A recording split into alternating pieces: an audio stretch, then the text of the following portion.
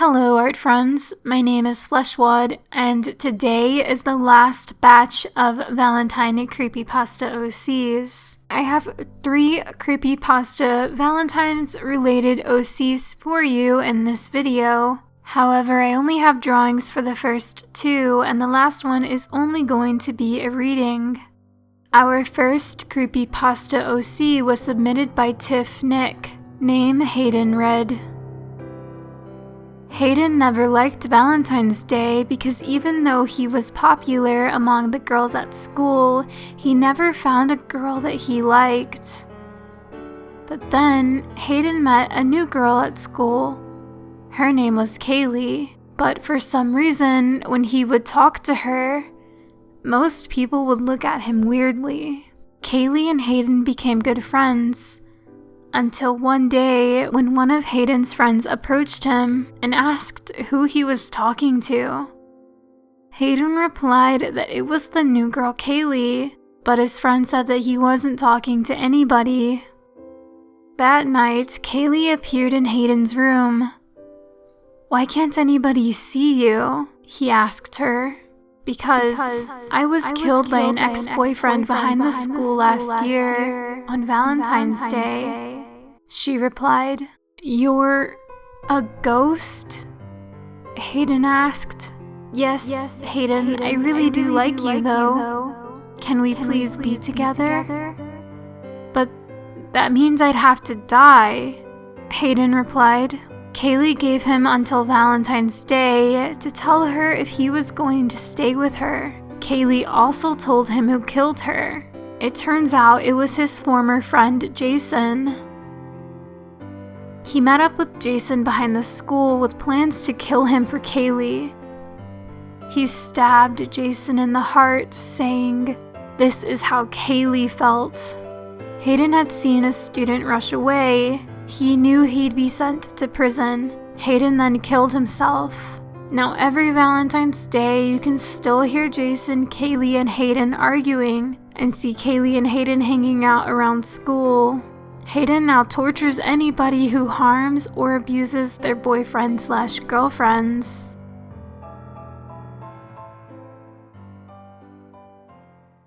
Our next Creepypasta OC was submitted by Red Bloody Foxwolf Hybrid. Name Cupid. This is about someone named Cupid, a grown woman said. Cupid was born different. He had white hair and pink eyes. His mother never wanted him. She gave him up to her sister. Her aunt raised him kindly, but he would have some episodes. He would scream randomly. "Why would you do that?"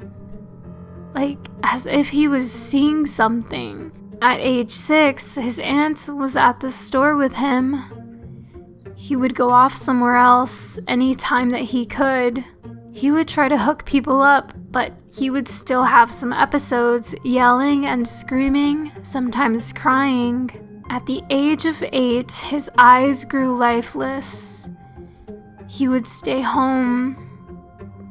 His aunt asked him what was wrong, and he finally said, "All the heartbreak I see is so..." He stayed silent for a bit. "Great," he yelled. His aunt backed up, not knowing what to do. Soon he ran away. The grown girl sighed. He lived on the street, looking for couples, happy couples, waiting for them to break up.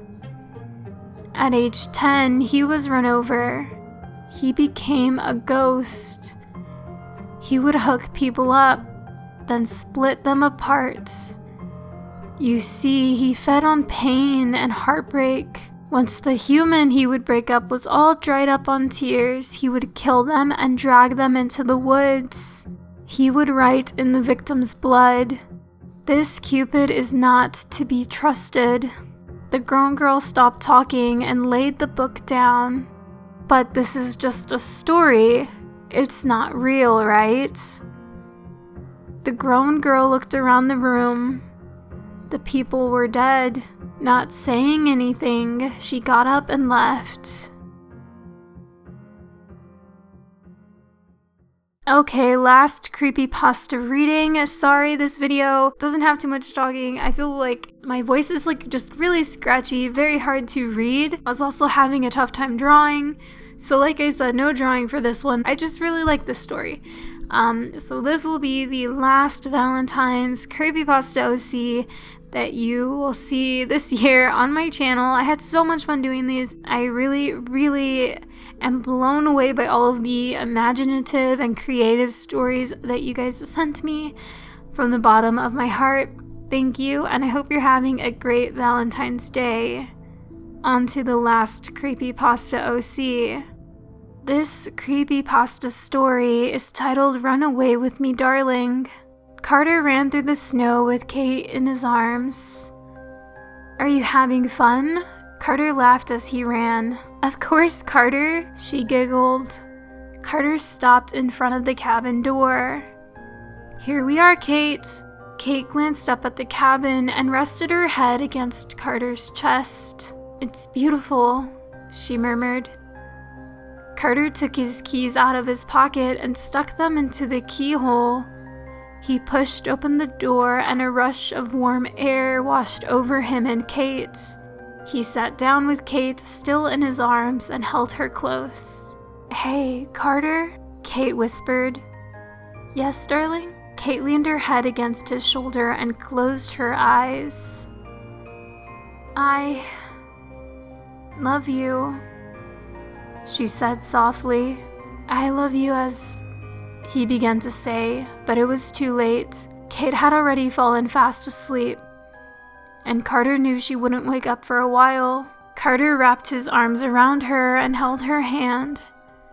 It was cold and limp. Carter looked at her one last time, taking in all of her details. Her black dress with lace around the edges, her hair unnaturally curly with a pink rose pinning it back, her black tights with roses printed on them, her shiny black heels and her pale face with freckles. Carter closed his eyes and fell asleep with her, listening to the crackle of the fire, the sound of the clock ticking, the refrigerator humming, and the distant sound of police sirens. Breaking news. Man arrested after stealing his girlfriend's dead body from her funeral.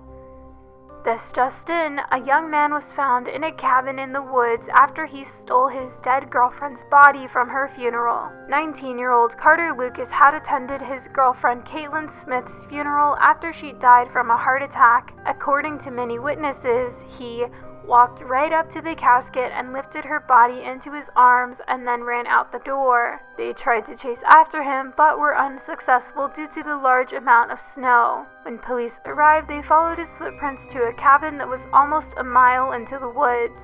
He was eerily found asleep on the couch with the body of Caitlin in his arms. When the police woke him up, he appeared to be in some sort of trance-like state, insisting that he needed to stay with his girlfriend. When the police questioned Carter's mother, she said that Carter had recently started taking depression medication after Caitlin's death. We will follow up this case after we receive more details. This is Abigail Richmond signing off. Oh, I don't even know if I said that was submitted by nerdy_thumb. Thank you, Nerdy Thumb, for this very disgusting creepypasta. Ew, dead bodies and... Okay, so that was a creepy way to end our last Valentine video for the year. Sorry guys, I wish I could have done more. There was, like I said, so many cool stories. I'm sorry that I couldn't do them all. Thank you for submitting. Don't worry, this will not be the last Creepypasta OC, just the last Valentine's related one. Who knows, maybe if you guys have Easter stories, we can do those next. That sounds pretty cool, huh? That's gonna be the end of this video. Thank you so much for watching. Until the next video, bye!